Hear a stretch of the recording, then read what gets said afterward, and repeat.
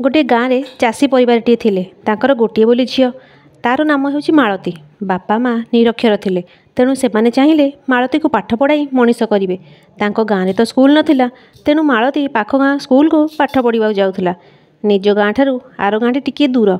मालती प्रतिदिन सकाळे पखाळ गंडे खाईदे स्कूल को जाए और 4टा बेलू पुणी फेरी आसे। स्कूल जावा बाटर गोटे कुड़िया घर रास्ता कड़े थाए। दूर जगह को जाउथबा लोक माने चाली चाली थकी पड़े से घरे विश्राम नियंती।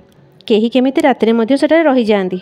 मालती स्कूल को गला बेले देखिला बुढ़ा लोकटिए घर बारंडारे शोईची। बिचरा जररे पड़ी थर थर होई खाली कंपुची।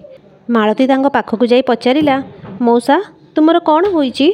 हेले से बुढ़ा लोकटी किछि भी कहि पारला नाही। केवल लुहभरा आखिरे मालती आड़े चाहिला। मालती एथिरु ठीक बुझी पारला जे से बुढ़ा लोकटीर केही भी साहा भरसा नाही। से बिचरा जररे पड़ी थरुची। तापरे मालती घर को दौड़ी जाई खंडिए चादर आनी ताको घोड़ाई देला। बुढ़ा लोकटीर गोड़ हाथ चिपिबाकू लागिला।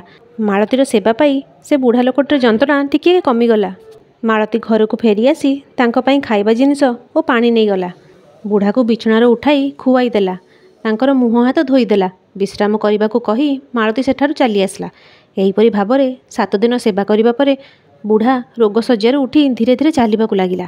मालती दिने सकाळु जाई देखिला बुढ़ा लोकटी आउ से कोड़िया घरे नाही। तेणु मालती मन भारी खुशी हैला।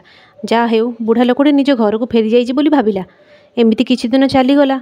मालती प्रतिदिन स्कूल को पढ़िबाकू जाउथाए और 4टा बेले फेरुथाए। मालती दिने देखिला से कुड़िया घर भितर जने साधु शोईचंती। मालती तांको पाखकू जाई पचारिला, बाबा आपण बहुत बाट चली चली थकी पड़िचंती, आपणको गोड़ टिके मोड़ीदेबी कि? एपरी कथा शुणी से साधु कहले, हाँ झील मो गोड़ तो भारी जोर बिंधुची, टिके घसी देले भारी भल हुअंता।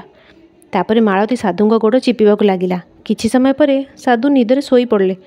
एणे मालती घर को फेरी आसला। परदिन सकाळे मालती चूड़ा गुड़ और पानी नोटाई धरी साधुंको पाखरे जाई पहुँचिला। नेइथिबा जलखिया साधुंको खाइबाकू देला। तांकर सेवा करी घर को फेरी आसला। घर को फेरिला बेले साधु मालती को पछरु डाकी कहिले, माँ आज तो मु तीर्थ भ्रमण रे चली जाउची, पुणी 2 मास परे फेरिबी। तोर सेवा कार्य पाई मु तोते किछि पुरस्कार देबी। यह शुणी मालती कहिला, साधुंक ठारू किपरि पुरस्कार नेबी? सेमाने तो मागी जाची आणुचंती। रोगीर सेवा करिबा तो मोर परम धर्म। मु तो केवल ताहा ही करूची। साधु मालती को गोटे सुना मोहर कमंडलू भितरु बाहर कर देले और कहिले, एई मोहरटी को बाक्सरे रखिबु, ताहेले जाई तोर टंका पैसार आउ अभाव हेब नाही।